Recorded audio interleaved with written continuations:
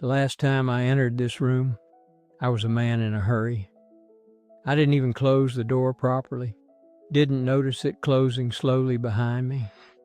Like so many things I never noticed throughout my life, it was just an insignificant detail to me. Today I'm 71 years old. People still call me successful, with a glimmer of respect and admiration in their eyes. I just nod my head, because now I know this all too well. Success opens some doors but makes you enter some rooms far too late. Months ago, we had to sell the house where we spent a lifetime. That house where voices echoed in the walls, where footprints were hidden in the hallways. As I was checking the doors one last time, I found myself staring at the family photos on the wall. I was in some of them, but even when I was physically present, I looked distant, eyes somewhere else. Then I opened my daughter's bedroom door. The room had been emptied. No bed, no desk, no toys. But the walls remained. Little drawings in crayon, pencil marks measuring her growth year by year. The dates were written in my wife's handwriting, never mine. I stood there as afternoon light came through the window, tracing my fingers over those lines. Age 5, age 7, age 10, age 13. Each number was a year I'd promised to slow down next year. That moment, it was one of those moments when you suddenly freeze. Time stops. Everything goes silent. That day, in that room, I truly stopped for the first time and realized I couldn't remember her childhood. Not clearly, not sharply. It was like watching a blurry film from a distance. I wasn't in most of the scenes. I was always somewhere else, in meetings, on phone calls, planning the next move. Let me say this from the start. I wasn't a bad father. I never raised my voice in anger, never raised my hand, never came home drunk. I provided a home, maintained order, ensured security. My children never went hungry, never missed school. Their clothes were clean, school fees paid on time, college funds growing. On paper, I was doing everything right, but something fundamental was missing. Me, my presence, my attention.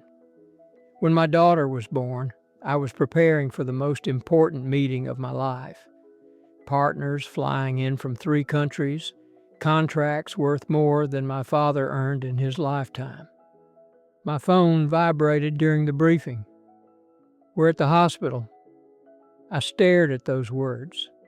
My hands shook slightly. I looked around the conference room, 12 people in expensive suits, then at the screen again. My wife was there, alone, about to bring our first child into the world. I typed, "On my way soon," but I didn't move. I adjusted my slides, rehearsed my points. I didn't go to the birth, but I won that meeting.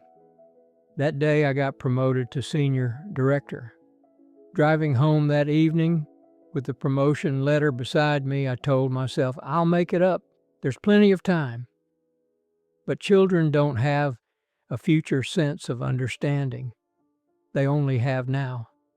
And I wasn't there for her first now. The first cry, the first breath, the first moment she opened her eyes. I was in a meeting room, shaking hands, accepting congratulations, time, the thing we trust the most and the most merciless one.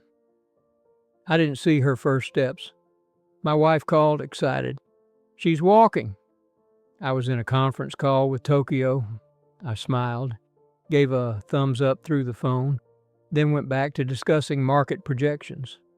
I didn't hear her first word clearly. "Data," my wife said. I felt proud for 30 seconds before returning to emails. I wasn't there when she first fell. I wasn't there for her first day of preschool. I wasn't there for the school play where she played a tree.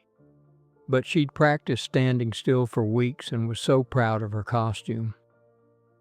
But I was there for my first major deal, my first executive business card, my corner office overlooking the city, my name on the parking space, every performance review, every board meeting, every business dinner past midnight.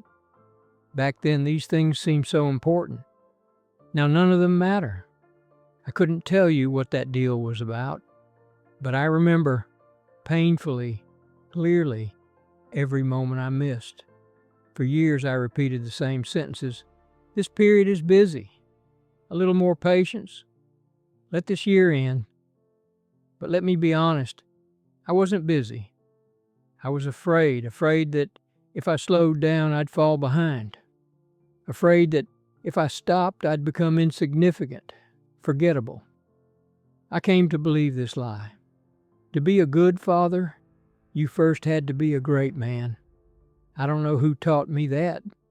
Maybe my own father, maybe society, maybe the voice in my head that never stopped pushing. But my children paid the price. They paid with my absence. The empty chair at dinner, the unkept promises, the maybe next time that became permanent.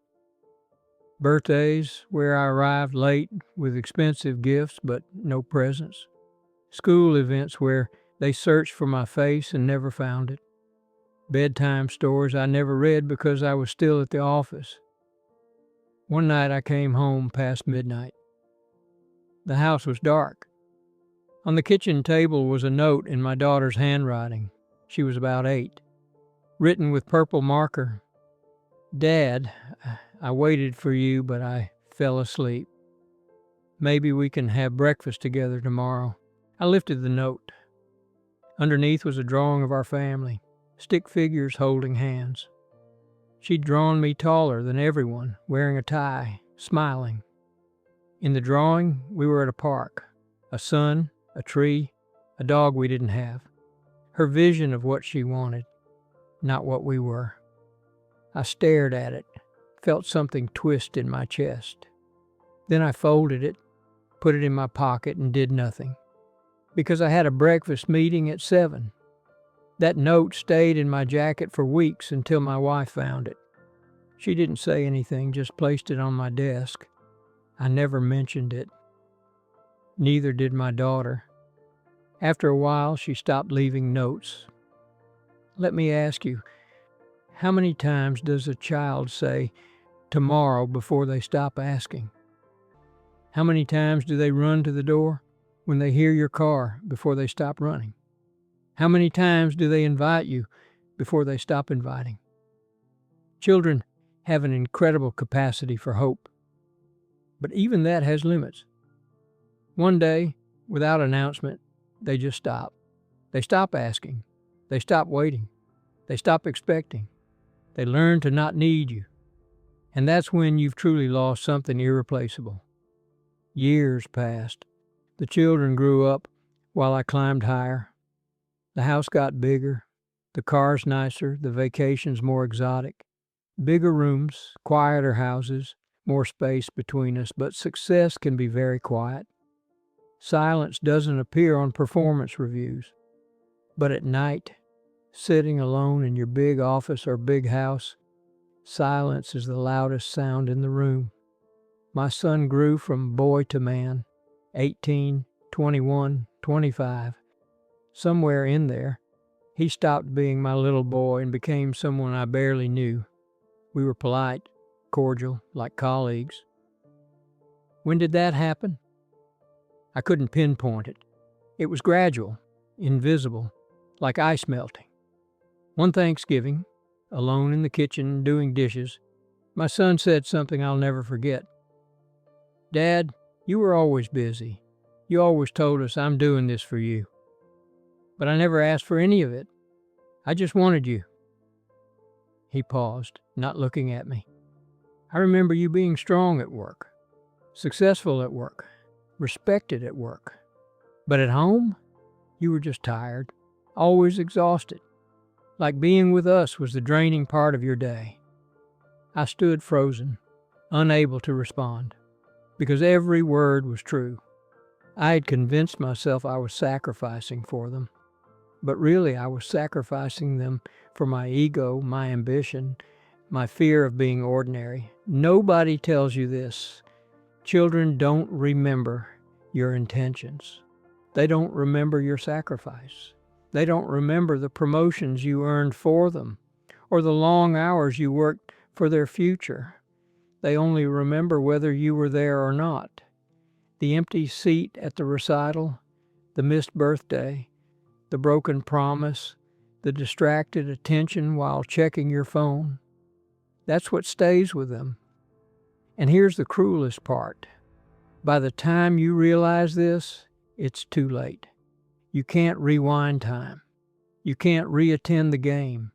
You can't reread the bedtime story. You can't relive those years. They're gone. All you have left is regret and clarity that comes too late. Now when I hold my grandson, my hands tremble. Not from old age, from unpaid debt, a second chance I don't deserve. When he looks up at me with trusting eyes, I see my daughter as a baby, my son as a toddler, all the moments I missed. I try desperately to be present with him in ways I never was with my own children. I read him stories, though my voice tires. I play on the floor, though my back aches. I cancel appointments to spend time with him. My daughter watches this sometimes. I see something in her eyes, not quite resentment, not quite sadness, but something containing both. She never says it, but I know what she's thinking. Where was this grandfather when I needed a father? But there are some debts that, if not paid on time, never fully close. You can try to make amends with the next generation, but you can't repay what you owe to the people you failed the first time. The account remains open, unpaid forever. If this video makes you uncomfortable, good. Because for years I was comfortable, and that's why I was in the wrong place. There's only one thing I want you to know. The laptop can be closed. The meeting can be postponed. That email can wait. But your child's today won't wait. I succeeded, but I was late. You can still be early. This isn't a success story. This is a warning.